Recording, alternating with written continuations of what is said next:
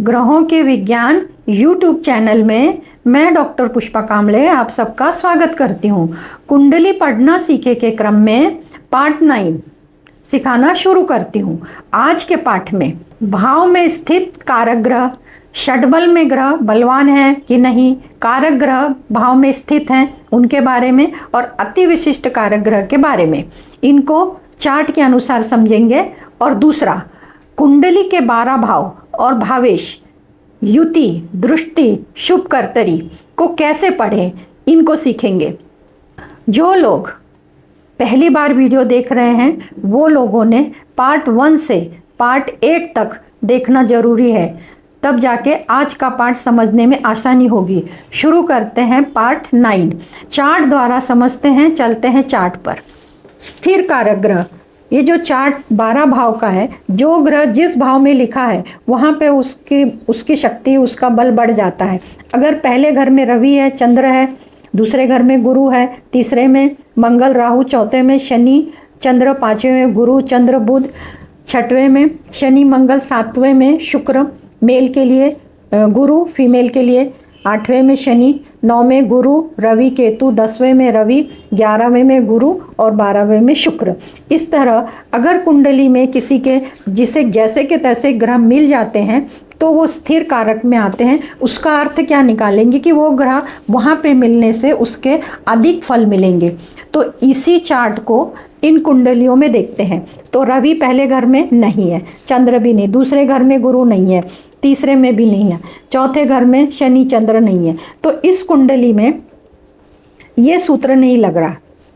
देखते हैं दूसरे में, तो षटबल में लग रहा है कि तो षटबल में पहले घर में गुरु बुध, चौथे घर में शुक्र चंद्र, 7वें में शनि और 10वें में रवि मंगल। ये वाला सूत्र लगता है क्या? तो ये भी घर में ये वाला सूत्र नहीं लग रहा। अब ये कारक ग्रह का चार्ट देखते हैं। पहले घर में रवि, दूसरे में गुरु केतु, तीसरे में मंगल राहु, चौथे में बुध शुक्र, 5वें में गुरु, 6वें में शनि मंगल, 7वें में गुरु शुक्र, 8वें में शनि केतु, 9वें में रवि गुरु, 10वें में बुध शनि राहु, 11वें में गुरु और 12वें में शुक्र। तो कारक ग्रह में इनको कौन कौन से मिल रहे हैं? तो इनको सिर्फ बुध मिल रहा है। इस कुंडली में बुध कारक ग्रह के रूप में बुध ग्रह मिला है। अब अति विशिष्ट में पहले घर में चंद्रमा, दूसरे में केतु, तीसरे में शनि राहु, चौथे में शुक्र, 5वें में गुरु, 6वें में शनि राहु, 7वें में चंद्र शुक्र, 8वें में केतु, 9 में गुरु, 10 में मंगल राहु, 11 में रवि बुध और 12 में शुक्र। अति विशिष्ट कारक। तो इस तरह ये जो ग्रह जहां जहां लिखे हैं, अगर वैसी कुंडली में मिलते हैं पर एक वो उनकी नीच राशि में ना हो, अगर वो नीच राशि में नहीं होते हैं और उनको इनकी उपस्थिति मिलती है तो डेफिनेट उसके शुभ परिणाम उनको मिलेंगे। इस तरह मैंने आपको ये चार्ट कैसे लगाना ये बताया। अब दूसरी, स्त्री राशि जिसको सम राशि बोलते हैं, पुरुष राशि जिसको विषम राशि बोलते हैं। तो स्त्री राशि यानी कि सम, तो जो नंबर लिखे 2, 4, 6, 8, 10, 12, तो ये सम है, पर इनको राशियों से पढ़ेंगे। वृषभ, कर्क, कन्या, वृश्चिक, मकर, मीन, ये विषम राशि और स्त्री राशि है। पुरुष राशि सम राशि है, सॉरी ये सम राशि है। पुरुष राशि और विषम राशि, तो विषम 1, 3, 5, 7, 9, 11। मेष राशि, मिथुन राशि, सिंह राशि, तुला राशि, धनु राशि, कुंभ राशि, ये राशियों के नाम हो गए। अब ये दोनों सम और विषम आपको समझ में आए, परंतु इनमें अगर इनके स्वामी बैठते हैं तो मूल त्रिकोण राशि कौन सी होती? तो मूल त्रिकोण राशि में कौन कौन, इनमें से कौन कौन आते हैं तो देखते हैं। तो 1 नंबर है मेष राशि, सिंह राशि, धनु राशि, तुला राशि, कुंभ राशि, कन्या राशि और वृषभ राशि। अब इधर समझने की कोशिश करते हैं कि मूल त्रिकोण राशि, अगर मेष राशि का स्वामी मंगल है, अगर मेष में बैठता है तो स्वराशि का है, अगर वृश्चिक में बैठता है तो स्वराशि का, परंतु त्रिकोण राशि नहीं है। मूल त्रिकोण राशि 1 नंबर है, 8 नंबर नहीं है। अगर 8 में मंगल बैठता है तो उससे ज्यादा फल मेष में बैठने पर मिलता है। उदाहरण के लिए ये तीसरे नंबर की कुंडली ले लेते हैं। यहाँ पे 1 नंबर में चंद्रमा बैठा है, तो चंद्रमा मेष राशि में बैठा है, भले इनका स्वामी नहीं है पर ये मूल त्रिकोण राशि में, तो चंद्रमा यहाँ के ज्यादा फल देगा।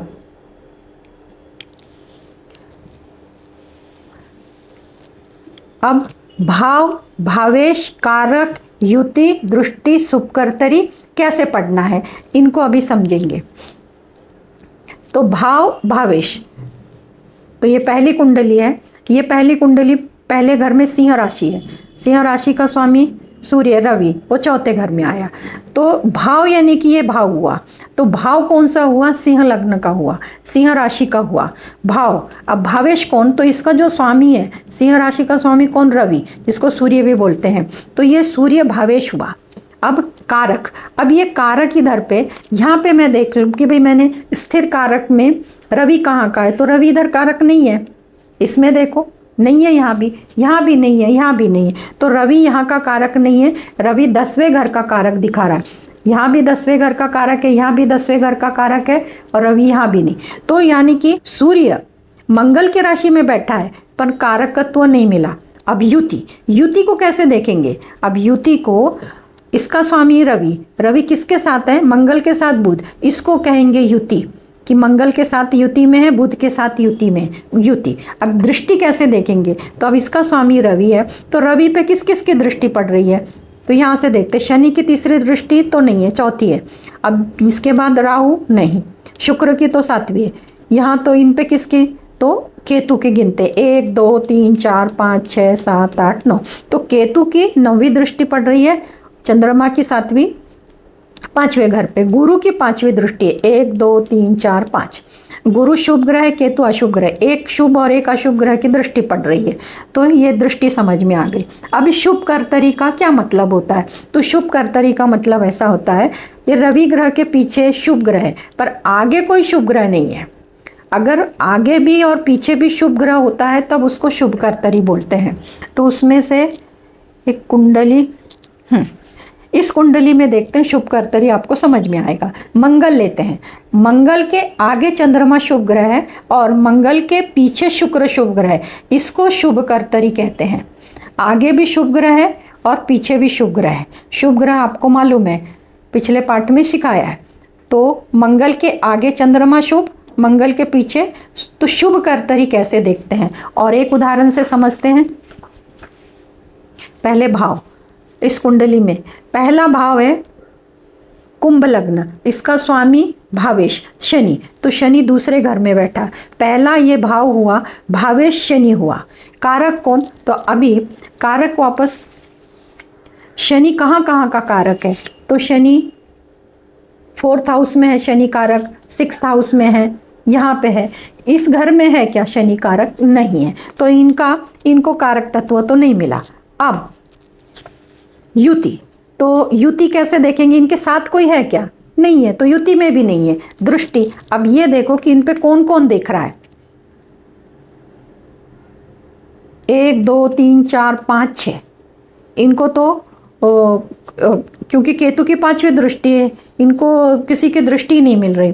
शनि को देख ले, देखते हैं, शनि तो खुद ही है वो, कि शनि की 10वीं दृष्टि है, तो इस शनि पर दृष्टि किसी की भी ग्रह की नहीं पड़ रही। अब शुभ कर्तरी, तो भले ही अशुभ ग्रह है पर इसके आगे राहु, पर इसके पीछे ग्रह नहीं है, तो ये शुभ कर्तरी का नियम इसको नहीं लागू पड़ेगा।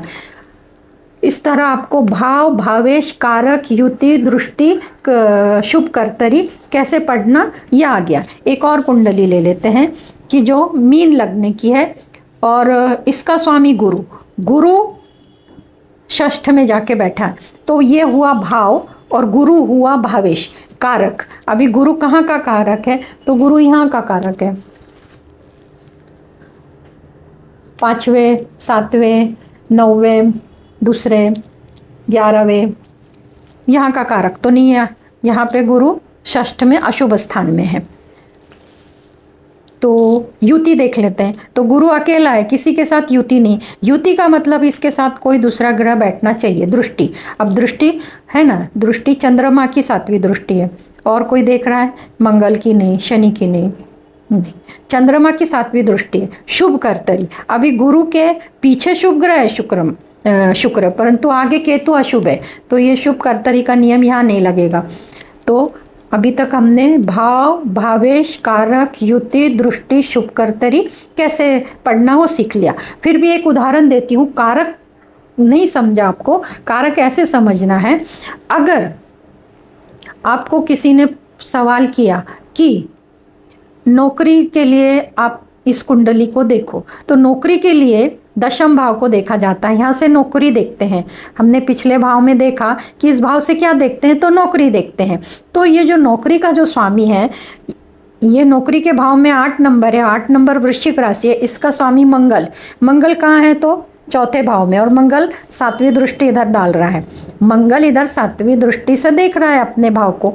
तो यहाँ पे मंगल आने से, मंगल की दृष्टि आने से, रवि मंगल, रवि यहाँ पे मंगल का संबंध आने से नौकरी के योग बनते हैं, क्योंकि कारक तत्व का भी यहाँ पे बहुत रोल है। एक तो यहाँ का स्वामी मंगल मिल गया, अगर यहाँ का स्वामी बुध मिलता, गुरु मिलता, तो कारक बोल के मंगल देखते थे, कारक बोल के रवि देखते थे। तो रवि की दृष्टि नहीं है, पर रवि गुरु के साथ है। तो इस तरह इस घर के कारक को, तो एक ही कारक मंगल मिल गया है, तो एन कैन इनको सरकारी तो नहीं, खाजगी नौकरी लग सकती है। अगर रवि का संबंध आता था, अगर रवि तीसरे घर में होता, तृतीय एकादश, तो भी गवर्नमेंट जॉब लगता था। कारक का इस्तेमाल ऐसे करते हैं। आगे जैसे जैसे हम कुंडली सॉल्व करेंगे तो ये प्रैक्टिस में होते जाएगा, पर आज के क्रम में मैंने कारक को समझाने की कोशिश की है, आपको समझ में आ गया है। अब इसके बाद केंद्र स्थान। अब ये केंद्र स्थान कौन कौन से, तो केंद्र स्थान आपको मालूम है, पहला, चौथा, सातवां, 10वां, ये भाव है। अब कौन स्थान कौन से, तो पहला, 5वां, 9वां, ये कौन है, तो ये पहला, 5वां, 9वां भाव हमेशा शुभ होते हैं। ये कैसे शुभ होते हैं, तो इसको समझना है। पहला, 5वां कैसे, पहला, 5वां, 9वां, तो ध्यान से देखेंगे तो 5 का स्वामी है सूर्य, 9 का स्वामी है गुरु, 1 का स्वामी है मंगल, ये तीनों आपस में मित्र हैं, तो इनके शुभ परिणाम मिलने वाले।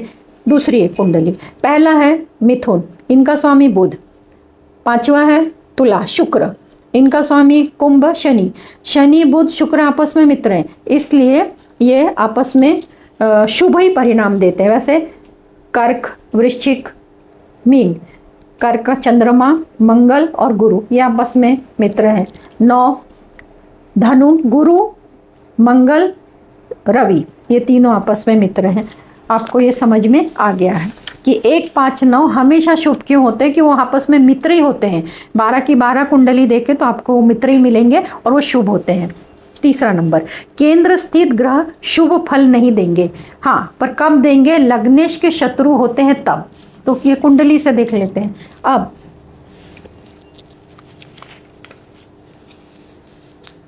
लग्नेश के शत्रु कैसे देखेंगे, अभी ये मंगल है, ये शनि है, सूर्य सिंह राशि है, इसका स्वामी सूर्य, रवि इधर पे, पर वो मंगल के राशि में है, पर मंगल और रवि तो आपस में मित्र हैं, तो यहाँ पे तो उसको अशुभ परिणाम नहीं मिलेंगे। इसको देखते हैं, इसका स्वामी बुध है, और केंद्र में मिथुन, कन्या, धनु, मीन, ये द्विस्वभावी राशि में ये चारों घर में 2 ही स्वामी मिलते हैं। तीसरी देखते हैं, इसका स्वामी जो चंद्रमा है, और केंद्र में तो चंद्रमा ही अपने मित्र के राशि में है, इसका फल शुभ मिलेगा, क्योंकि जो लग्नेश है वो जाके अपने मित्र के राशि में बैठा है, तो शुभ फल। अगर यहाँ पे कोई शनि होते, अगर यहाँ पे राहु केतु, तो उसके शत्रु होते, तो उसके अशुभ परिणाम देते, पर ये इसके मित्र हैं तो इसके शुभ परिणाम मिलेंगे। लग्नेश के शत्रु होंगे तब अशुभ परिणाम मिलेंगे। योगकारी ग्रह और पूर्ण योगकारी ग्रह, इसको कैसे समझेंगे, तो केंद्र और त्रिकोण के स्वामी। अब इसको केंद्र कहा जाता है, और ये 2 को मिला तो त्रिकोण होते हैं। अब इनका जो स्वामी रवि है यहाँ पे है, और इसका जो स्वामी है 9वें घर का, उसका मंगल है, तो रवि मंगल, तो ये योगकारी हुआ। योगकारी यानी कि केंद्र का और कोण का स्वामी एकत्र आया, मंगल और रवि, इसको योगकारी बोलते हैं और इसके परिणाम शुभ मिलते हैं। त्रिकोण, केंद्र और त्रिकोण के स्वामी, केंद्र और त्रिकोण का स्वामी एक साथ बैठा है, ये भी आपके समझ में आ गया। त्रिषडाय, त्रिषडाय का मतलब क्या है? तो त्रिषडाय का मतलब समझने के लिए, त्रि का अर्थ है तीसरा भाव, तीसरा भाव, षड का अर्थ है छठवां भाव और आय का 11वां। त्रिषड आय, ये तीनों भाव अशुभ है। इन तीन भाव में जो जो ग्रह बैठते हैं वो अशुभ परिणाम देते हैं। त्रिषडाय का ये मतलब है। मारक, मारक बहुत बार हो चुका है, दूसरा और सातवां घर मारक है। यहाँ पे जो भी ग्रह बैठते हैं वो अशुभ फल देते हैं, पर उनके मंत्र, ध्यान, दान, ये सब क्रिया करने से तो उसमें कुछ शुभ परिवर्तन मिलना शुरू होते हैं, पर उनके लिए उपाय मस्ट है। दुख स्थान 6, 8, 12, अब ये 6, 8, 12 भाव तो खराब है, दुख स्थान है, पर इनके लिए इन भाव में अगर कोई ग्रह बैठता है तो उनका मंत्र, दान, रत्न पहनने से उसमें भी फर्क आता है। काल सर्प दोष, काल सर्प दोष का मतलब क्या होता है? काल सर्प दोष का मतलब होता है राहु केतु, राहु केतु 180 डिग्री पे एक दूसरे के सामने होते हैं, अगर उनके एक बाजू को सब ग्रह आते हैं तब उसको काल सर्प दोष बोलते हैं। तो राहु केतु है पर चंद्रमा है, इधर नहीं होगा काल सर्प दोष। इस कुंडली में देखते हैं, राहु पहले घर में, 7वें घर में केतु है, इस बाजू में कोई भी ग्रह नहीं है, 1, 2, 3, 4, 5, केतु के बाद 5 घर में कोई भी ग्रह नहीं है, इसको बोलते हैं काल सर्प दोष। इस कुंडली में देख लेते हैं, राहु केतु यहाँ पे ग्रह, ये काल सर्प दोष की नहीं है, ये वाली कुंडली काल सर्प दोष की है। ये है क्या? केतु राहु नहीं, इधर भी ग्रह है, ये राहु केतु, इसके भी इधर इधर ग्रह हैं, सिर्फ यही कुंडली है कि जो उसमें काल सर्प दोष है। अब इसके बाद मांगलिक कैसे देखें? तो मांगलिक का पहला सूत्र ऐसा है, पहला घर, चौथा घर, 7वां और 8वां घर और 12वां, ये 5 घरों में अगर मंगल लिखा है तो वो मांगलिक है। तो जैसे अभी यही कुंडली देखते हैं तो चौथे घर में मंगल लिखा है तो ये हुई मांगलिक। इसमें हाँ, इसमें भी चौथे घर में 1, 2, 3, 4 मांगलिक, तो ये भी हुई मांगलिक। ये 4 कुंडलियां देख लेते हैं। पहले घर में मंगल नहीं, चौथे घर में मंगल है, ये भी मांगलिक हो गई।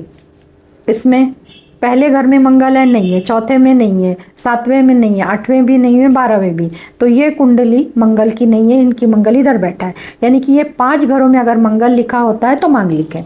इसमें है पहले घर में नहीं है, चौथे घर में नहीं है, 7वें घर में, 8वें, 12वें घर में यहाँ मंगल नहीं है, तो मंगल कहाँ लिखा है? तो 9वें घर में, तो ये मांगलिक नहीं है। इसमें देख लेते हैं, पहले घर में, चौथे घर में, 7वें, 8वें, 12वें नहीं, मंगल कहाँ लिखा है? तो मंगल 6वें घर में, तो ये मांगलिक नहीं है। इस तरह मंगल कैसे देखते हैं ये हमने आपको समझाया। आई थिंक आपको बहुत कुछ आज के क्लास में सूत्र दिए हैं, इन सूत्रों को प्रैक्टिस करेंगे, अलग अलग कुंडलियों पे ये सूत्रों को लगाएंगे, घटाएंगे, समझेंगे, तो आपको कुंडली पढ़ना बहुत जल्दी से, आसान से आना शुरू हो जाएगा। आज के क्लास में इतना ही, धन्यवाद।